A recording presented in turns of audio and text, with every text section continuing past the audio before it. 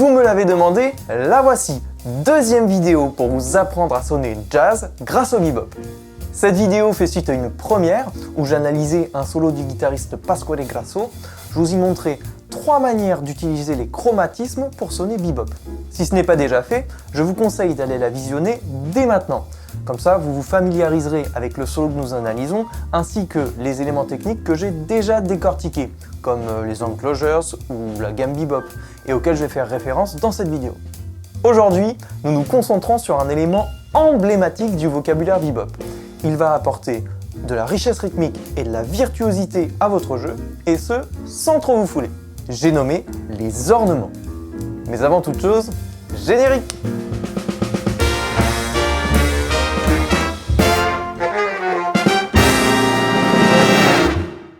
Jazzwomen, jazzmen, bonjour! Bienvenue sur la chaîne de jazzcomposer.fr. Aujourd'hui, nous reprenons le superbe solo de Pasquale Grasso sur Like Someone in Love. Nous allons nous intéresser à un outil qu'il utilise pour sonner bebop, les ornements. Mais qu'est-ce qu'un ornement? Un ornement, aussi appelé fioriture, est un segment mélodique secondaire ayant pour but d'enrichir notre mélodie. Les ornements sont souvent notés sur notre partition avec une taille réduite, comme ceci.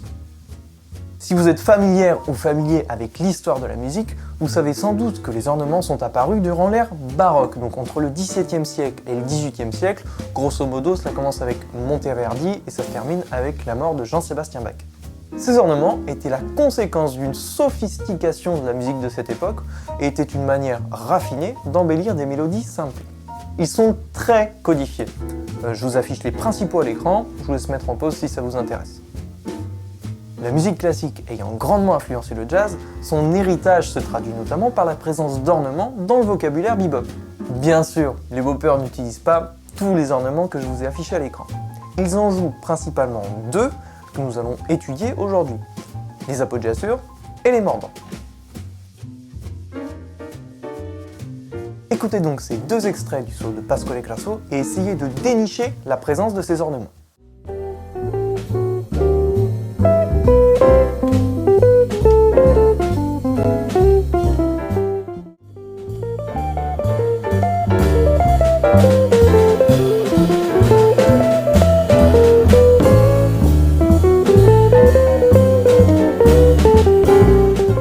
Dans ces 2 phrases, Grasso utilise des appoggiatures.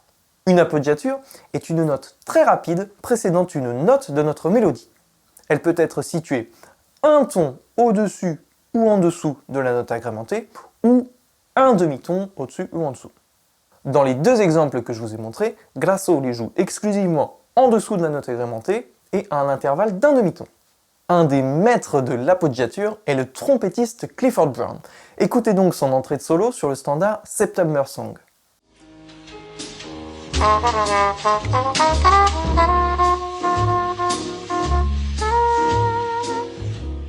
Si vous voulez travailler ces appoggiatures, rien de plus simple. Nous allons reprendre le second exercice que je vous donnais dans la vidéo précédente.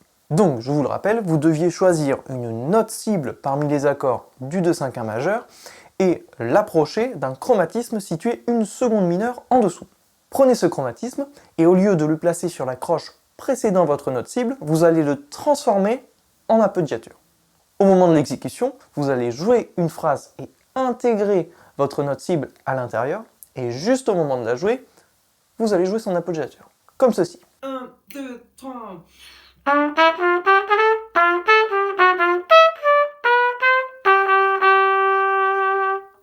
Vous pouvez jouer cette appoggiature plus ou moins rapidement, mais faites bien attention que la note agrémentée conserve sa place par rapport aux subdivisions du temps.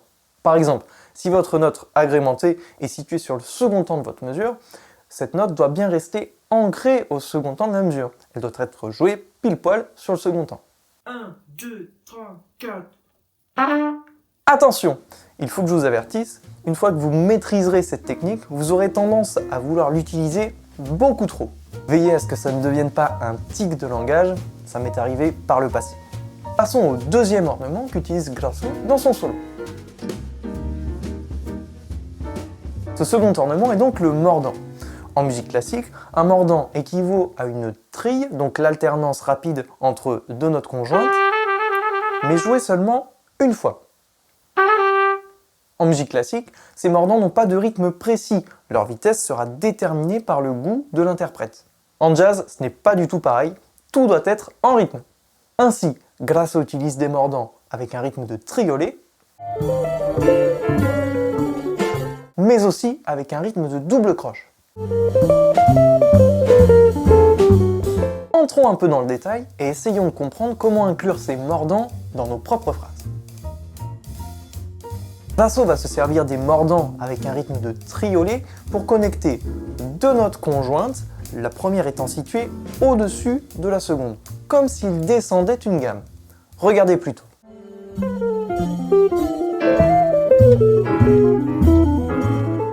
Je vais vous rejouer cette phrase dans un débit moins rapide, histoire que ce soit plus clair. 1, 2 et 1, 2. Imaginons qu'à la base, la première note du mordant, la note Mi, durait un temps. 1, 2.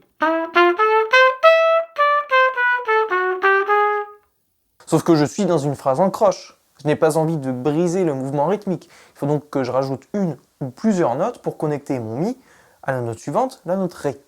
Je pourrais rajouter une croche, mais si j'ai envie de paraître virtuose comme un bopper, il faut que je rajoute un mordant. Comment faire ? Il suffit de prendre la note diatonique ascendante la plus proche de ma note de départ et revenir ensuite à ma note de départ dans un rythme de triolet. Ici, je suis sur un accord de Mi 7 bémol 9, donc de mode mixolydien bémol 9 bémol 13. La note ascendante la plus proche de la note Mi et faisant partie de ma gamme est donc la note Fa, ce qui donne.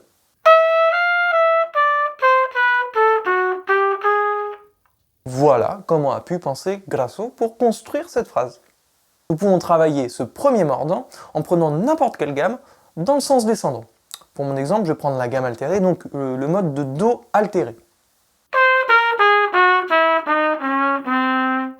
Prenons la gamme, doublons chaque note et créons des mordants sur chaque note doublée. Pour ce faire, nous prenons la note diatonique ascendante la plus proche de la note doublée, nous revenons sur cette note, et ce dans un rythme de triolet.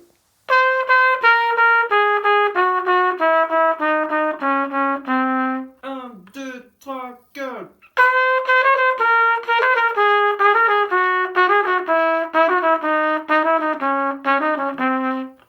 Une fois que vous l'avez pratiqué ainsi, vous pouvez vous amuser à replacer les mordants dans le contexte du 2-5-1.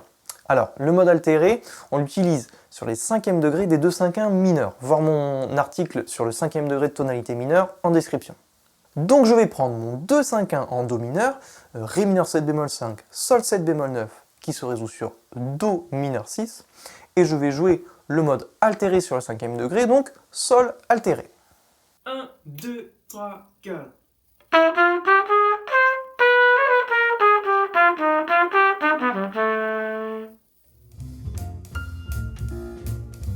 Passons maintenant aux mordants joués dans un débit de double croche. Ces mordants sont un peu plus difficiles à maîtriser car ils peuvent se décliner sous plusieurs formes. Cependant, ils ont tous un point commun, donc ils s'insèrent entre deux notes, la première étant située au-dessus de la seconde et ayant originellement un rythme de croche. Par exemple, si je prends cette phrase. 1, 2, 3. Donc Ré, Do, La, Fa, Mi, Ré avec un rythme de croche. Imaginons que je veuille l'embellir, je peux insérer un mordant entre les notes Ré et Do, les deux premières notes. Pour ce faire, je vais de nouveau aller chercher la note diatonique ascendante la plus proche de ma première note. Nous sommes en Do majeur, notre accord est Fa 6, le 4e degré, donc de mode lydien. Nous cherchons la note appartenant au mode de Fa lydien située juste au-dessus de ma première note, Ré. Ce sera donc Mi. Maintenant que j'ai trouvé cette note, je reviens sur ma note de départ, Ré, et j'inclus à la fin du mordant ce qui était originellement ma seconde croche, donc Do. Cela nous donne Ré, Mi, Ré, Do, donc un segment de 4 notes qui remplace le segment originel constitué de 2 notes, Ré, Do. Ainsi, pour que le mordant conserve la même durée que les deux croches de départ, il doit être joué dans un débit de double croche. Voici cet exemple particulier joué par Pasquale Grasso.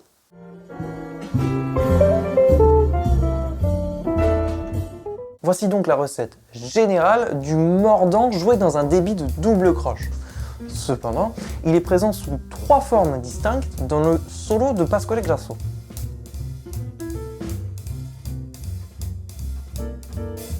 Jetez donc un œil à cet autre exemple de mordant dans le solo.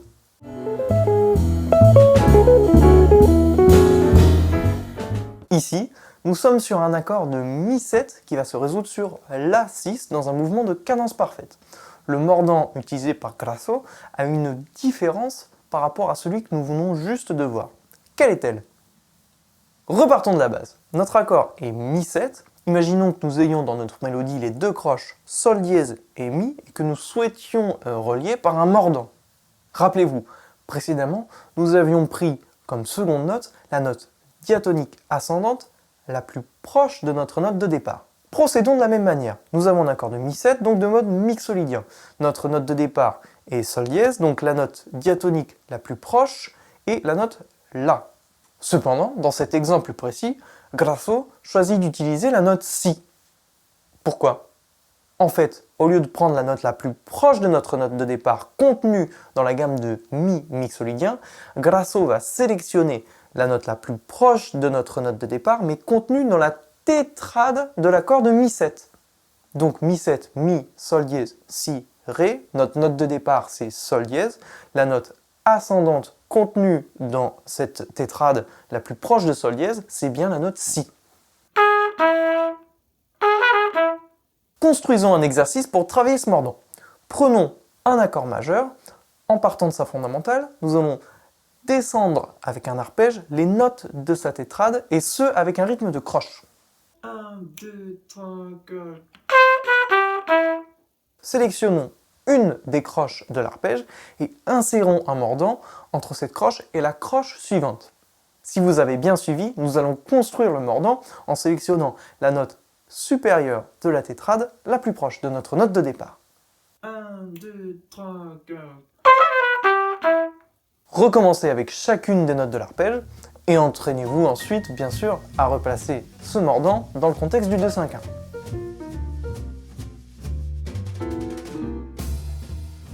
Le deuxième type de mordant avec un rythme de double croche qu'utilise Pasquale Grasso est le suivant.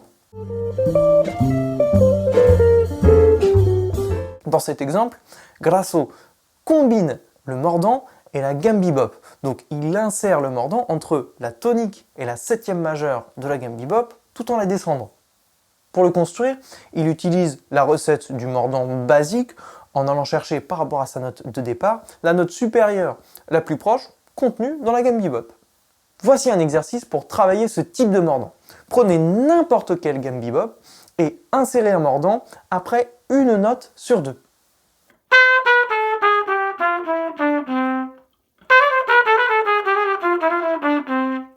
En commençant bien par la fondamentale, vous pouvez remarquer que chaque mordant est basé sur une note de l'accord qu'implique la gamme bebop. Dans mon exemple, j'ai utilisé la gamme bebop de Do majeur et les mordants se placent sur les notes Do, La, Sol et Mi. Donc Do, Mi, Sol, La, un accord de Do6, l'accord sur lequel on joue traditionnellement notre gamme bebop de Do majeur. Également, je vous invite à reprendre le premier exercice que je vous montrais dans la vidéo précédente. Vous vous entraîniez à jouer la gamme bebop sur le 2-5-1 majeur et donc ajouter simplement la consigne d'utiliser un mordant. Tenez, je vais vous jouer le même exemple que dans ma vidéo précédente sur cet exercice en ajoutant un mordant. Voici ce que ça donne. 1, 2, 3, 4.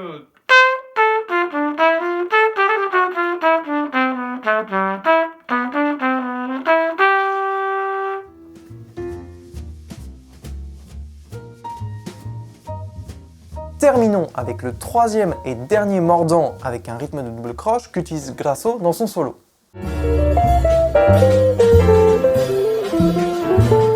Vous l'avez sans doute reconnu, notre figure de base était ici une end closure. Laissez-moi vous rafraîchir la mémoire. Une end closure est une figure mélodique constituée d'une note cible, une note située juste en dessous de cette note cible et une note située juste au-dessus de cette note cible. Dans notre exemple, Originellement, la note cible Fa était encadrée par les notes Sol et Mi, donc ça nous donnait l'enclosure Sol, Mi, Fa. Grasso insère un mordant entre les notes de l'enclosure Sol et Mi en prenant la note ascendante la plus proche de notre note de départ. Nous sommes sur un accord de Fa majeur, c'est donc la note La. Il revient ensuite sur la note de départ Sol et achève son mordant avec la deuxième note de notre enclosure Mi. Cela donne en double croche Sol, La, Sol, Mi qui se résout sur la note Fa. Pour travailler ce troisième type de mordant avec un rythme de double croche, rien de plus simple. Reprenez l'exercice que je vous ai donné lors de la vidéo précédente pour travailler les enclosures et insérez un mordant sur chaque enclosure. 1, 2, 3, 4.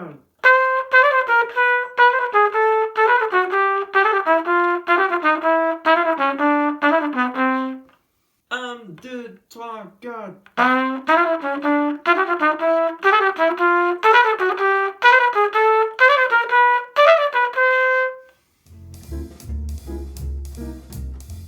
Résumons. Afin de sonner bebop, Pasquale Grasso utilise en plus des chromatismes les ornements, plus précisément les appoggiatures et les mordants. Une appoggiature est une note courte précédant une note de notre mélodie, située un ton ou un demi-ton au-dessus ou en dessous.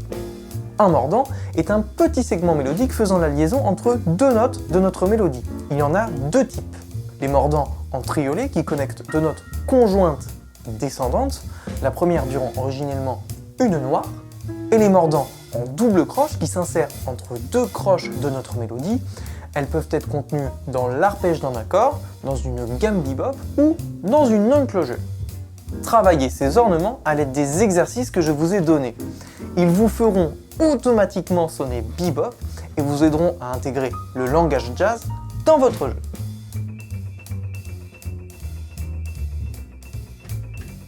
Si vous avez aimé cette vidéo, 3 clics vous attendent. Premièrement, abonnez-vous à la chaîne pour la soutenir et voir plus de vidéos de ce type.